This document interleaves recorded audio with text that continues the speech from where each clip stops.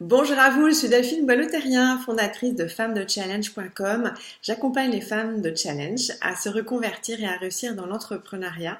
Donc de passer de zéro de chiffre d'affaires à 50 000, 100 000 et plus. Donc aujourd'hui, je voulais vous partager quelque chose qui repose sur une croyance qui aujourd'hui joue énormément de tours aux femmes entrepreneurs et peut-être à vous aujourd'hui. La croyance que, on peut réussir seul. Dans notre société, on a été vraiment petit à petit euh, inspiré et on nous a aussi beaucoup mis en tête que, évidemment, on peut y arriver toute seule. Donc, dans nos études, il faut faire un effort, faut s'améliorer sur des choses sur lesquelles on n'est pas forcément super bonne. Donc, il y a un côté vraiment, tu peux faire de ton mieux, tu peux faire encore mieux, il te manque encore des choses, complète ça. Et donc petit à petit, le fait de demander de l'aide, ça n'est pas si naturel. Et souvent, quand on était petite, forcément, on voulait avoir des cadeaux et on nous a désappris, puis quelque part, c'est pas avec une mauvaise intention, à avoir tout ce qu'on avait envie et puis à demander et à recevoir ce qu'on avait envie. Et en fait, c'est un mode d'éducation absolument, il n'y a pas de jugement, mais c'est juste un état de fait et je suis persuadée que vous comprenez bien ce que je veux dire. Donc naturellement, petit à petit, on a intégré que d'aller demander de l'aide, c'était pas forcément quelque chose qui était positif, puis ça démontrait sans doute que on n'avait pas su nous-mêmes trouver la solution, et donc on se demande beaucoup, on vit régulièrement de la culpabilité et on essaie de chercher par soi-même les réponses, les ressources dont on pourrait avoir besoin. Personnellement, dans mon chemin, puisque moi j'ai démarré cette aventure formidable de la reconversion en 2008 et lancé mon entreprise en ligne en 2011, j'ai découvert et pris conscience que ça n'était pas de cette façon qu'en fait on peut vraiment réussir à avoir une entreprise qui a un chiffre d'affaires qui a une évolution très significative chaque année.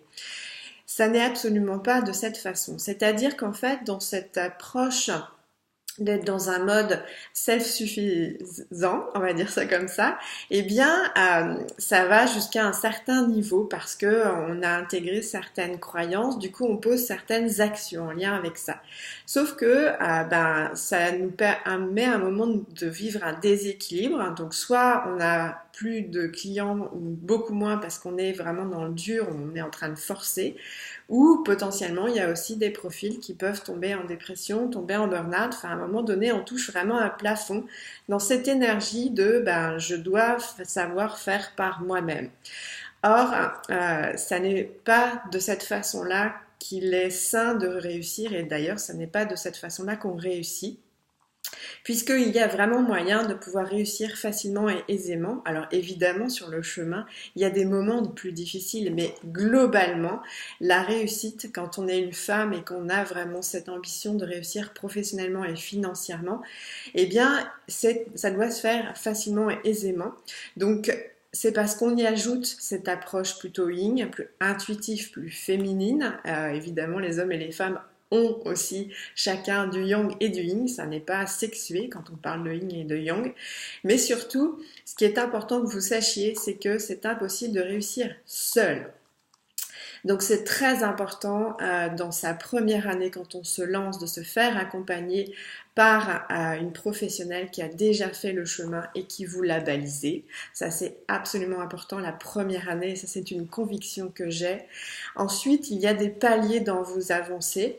Donc la première année, quand on est à temps plein et quand on a un service qui est plutôt destiné à des particuliers, d'avoir un chiffre d'affaires à peu près dans les 10 000 euros, c'est une bonne année. Puis après, si vous sentez que vous commencez à toucher un plafond, ça peut être la première année, la deuxième année, c'est vous qui voyez.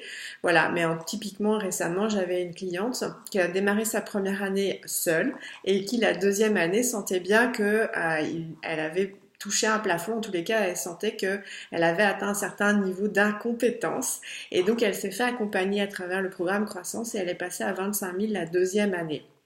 Donc, ce qui veut dire que, au fur et à mesure de votre évolution, eh bien, c'est important que vous sachiez être consciente que vous pouvez atteindre des plafonds. Donc, ça veut dire que vous avez une certaine forme de routine, ou bien vous sentez que, en termes au quotidien, vous avez l'impression de forcer, et puis les résultats sont en inadéquation avec l'effort que vous fournissez et les résultats que vous obtenez. Donc là, potentiellement, eh bien, ça peut être sain que vous fassiez accompagner pour passer d'autres paliers. Moi, personnellement, c'est quelque chose que je fais extrêmement fréquemment. Donc, ma première année, je me suis fait accompagner. Au bout de ma 4e année, je me suis accompagnée à 2 reprises en enchaînant. C'est là où j'ai fait 45 000 puis 75 000 de chiffre d'affaires. Donc, en fait, il faut juste évaluer où on sent qu'on a touché un plafond, qu'on commence à stagner et puis qu'on commence à s'ennuyer au quotidien. Donc tout au long de votre cheminement d'entrepreneur, donc ça veut dire toute votre vie, eh bien c'est important de vous faire régulièrement accompagner parce qu'il y a des moments où vous aurez aussi des remises en question plus fortes, donc où tout va devenir plus difficile, vous allez penser abandonner, vous allez penser vous dire que ça n'est pas fait pour vous, que vous ne sentez pas capable, c'est trop difficile, que c'est pas ce que vous recherchez. Et bien dans ces moments-là, important de se faire accompagner parce que au contraire, la vie est là pour vous challenger dans votre motivation et ces paliers-là sont là pour vraiment renforcer votre motivation, votre détermination pour que, en fait, une fois que vous avez passé ces caps, eh bien, vous allez expérimenter des réussites comme vous n'auriez pas réalisé puisque ça vous permet de lâcher des croyances qui vous limitaient, de vous en libérer et du coup, de vous en intégrer de nouvelles qui font que vous avez accédé au nouveau niveau.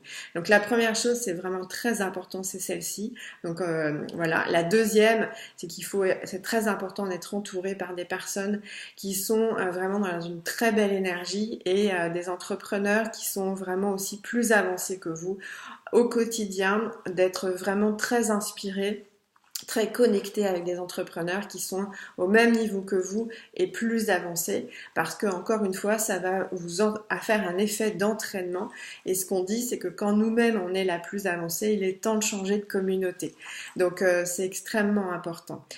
Donc voilà, c'est vraiment un message qui pour moi vient du cœur parce que je vois tellement d'entrepreneurs qui justement sont encore dans cette croyance qu'elles doivent y arriver toutes seules et des fois nos conjoints, même s'ils nous aiment très fort, concourent à nous renforcer dans cette croyance puisqu'ils veulent nous encourager et nous donner confiance et ils vont nous dire oui mais bien sûr que tu peux y arriver, j'ai confiance en toi, tu peux y arriver.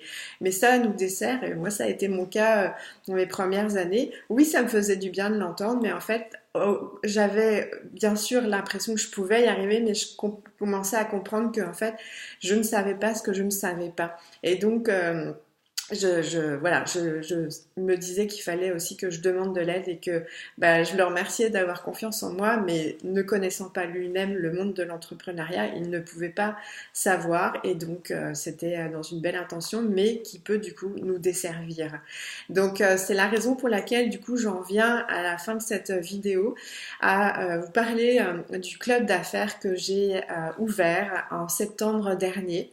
Si vous souhaitez vous aussi faire partie d'une communauté extraordinaire qui va vous permettre de développer votre business avec des relations humaines en faisant du réseau, c'est-à-dire que les unes et les autres, nous nous donnons accès à nos réseaux afin de pouvoir développer plus de visibilité, plus de clients idéaux et plus de partenariats de qualité puisque en fait nous avons déjà une symbiose, nous sommes entre femmes de challenge, nous avons des valeurs communes, des ambitions communes et donc ce club est organisé, structuré afin de pouvoir vraiment être très efficace. Donc c'est pas forcément un endroit où on passe du temps à prendre un café et à papoter pendant des heures, mais c'est quelque chose ça peut évidemment, mais en tous les cas, il est structuré de telle façon que ça vous apporte vraiment des résultats très efficaces. Donc sachez que si vous le souhaitez, Il y a des réunions en présentiel à Paris et à Bruxelles de façon très régulière. Donc vous pouvez venir lors de ces réunions pour tester la formule. Évidemment, il y a une participation qui est demandée. Autrement, le club, il y a aussi la formule tout en virtuel. Donc vous pouvez venir expérimenter également sur une période courte, on vous expliquera. Donc je vous mets le lien en dessous pour avoir tous les détails. N'hésitez pas à me communiquer si vous avez des questions ou besoin de plus de détails et ou parler avec des membres actuels. En tous les cas, je vous encourage à ne jamais rester seul parce que l'aventure, non seulement elle ne se réussit pas seule, mais en plus c'est tellement enrichissant de pouvoir s'entourer d'une communauté pour faire des affaires ensemble et puis pour créer des amitiés sur le long terme en plus très souvent. Donc voilà, que ce serait dommage que vous en priviez. Et bien sur ce, je vous dis à très bientôt. Au revoir.